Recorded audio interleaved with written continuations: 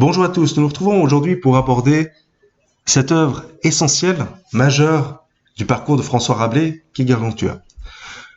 Avant toutefois d'entrer précisément dans le texte, nous allons porter notre attention quelques instants sur le personnage même.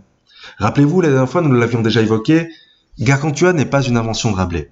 C'est un personnage qui existe déjà de longue date dans le folklore, d'une tradition orale à une tradition écrite, notamment dans les chroniques de Gargantua, qui est un ensemble de récits à la fois épiques et comiques, qui a été diffusé par colportage dans les foires durant tout le Moyen-Âge, et qui raconte les aventures d'un bon géant au service du roi Arthur.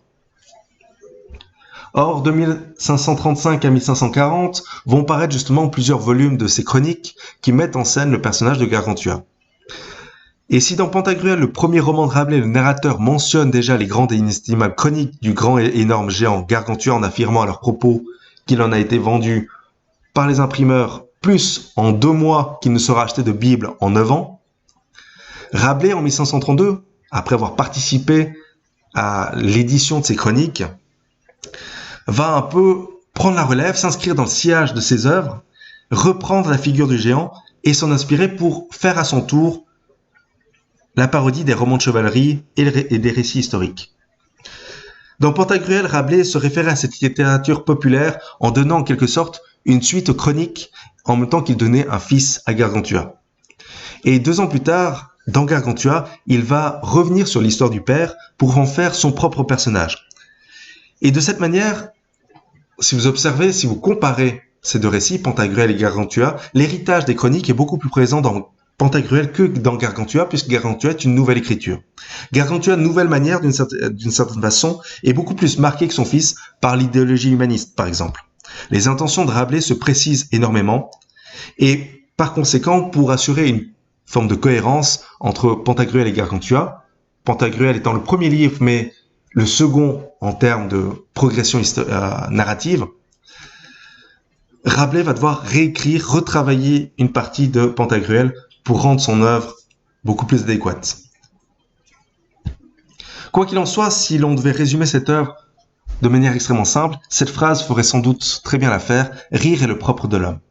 C'est quelque chose d'essentiel parce que vous allez voir, nous allons nous attarder quelques instants sur ces éléments. Effectivement, le rire est omniprésent.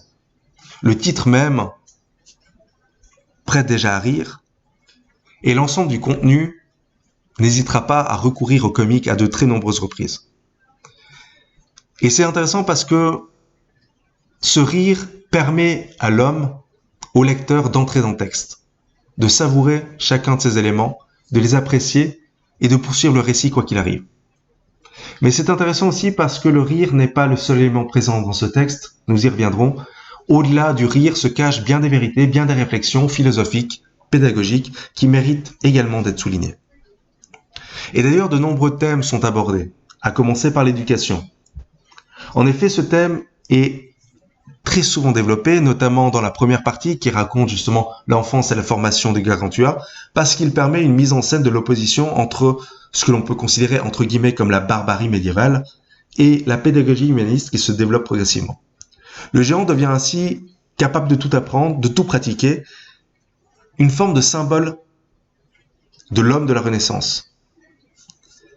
Et c'est intéressant parce que dans cette éducation, le corps et l'âme sont unis dans une même soif de savoir, de créer, de comprendre et de croire. Alors que dans toute la partie médiévale, le corps avait très souvent été écarté, considéré comme indigne, impur. Transformer, cultiver le corps du géant, ici, perd beaucoup de ses aspects folkloriques. Le thème du corps reste fondamental, ça on ne peut pas en discuter, mais il s'agit moins du corps d'un géant que simplement le corps humain qui est revisité, redécouvert et envisagé dans toutes ses fonctions naturelles à différentes périodes, à différents âges. La petite enfance notamment est traitée avec beaucoup de comique, mais ça n'enlève en rien la pertinence ou la portée des propos de Rabelais, notamment sur l'éducation. D'ailleurs, l'enfance de Gargantua est beaucoup moins sauvage que celle de Pantagruel, qui lui avait des comportements parfois assez monstrueux. Donc ces chapitres de la petite enfance permettent véritablement une mise en perspective du débat qui porte autour de l'éducation et va recentrer ces débats sur le corps, sur la dignité du corps, de ses besoins, de ses désirs, de ses appétits, mais aussi de sa sexualité. Ce qu'on abordait relativement peu jusque-là. Autre thème majeur, la guerre, et nous en reparlerons lorsque nous parlerons de la guerre picrocolline. L'épisode de la guerre, c'est un épisode qui est extrêmement intéressant parce qu'il fait la démonstration de l'idéologie humaniste de manière extrêmement pertinente et efficace. D'un côté, on a Picrocole, qui rêve tout éveillé de soumettre le monde à la violence, à la tyrannie. Et de l'autre côté, on a Grand Gousier et Gargantua, Grand Gousier étant le père de Gargantua, qui pense que le temps n'est plus aux conquêtes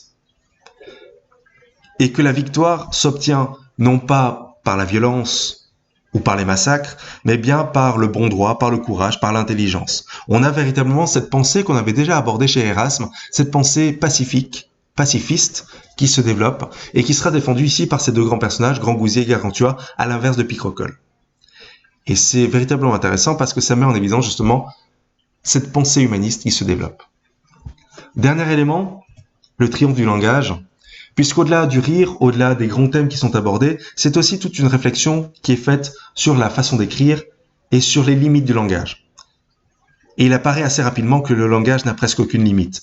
Le livre rabelaisien est véritablement habité par une force qui dépasse très largement le message même de l'ouvrage. On a l'expression du génie linguistique de Rabelais, dans les chapitres de l'enfance notamment, mais dans tous les chapitres également, qui pousse le texte bien au-delà de son apparence et de sa simplicité. Le récit d'ailleurs assorti de plusieurs énigmes, notamment dans le prologue, sur lequel nous allons revenir, et qui joue justement sur le sens des mots, et parfois sur certaines créations verbales. Rabelais n'hésitera pas, à de nombreuses reprises, à inventer des mots, pour donner tout son sens au texte.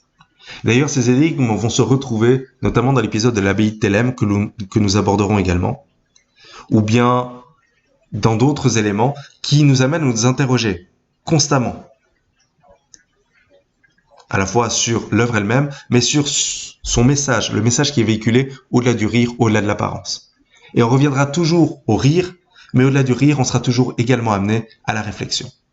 C'est d'ailleurs ce qui transparaît d'une certaine manière dans cet avis au lecteur que vous observez ici.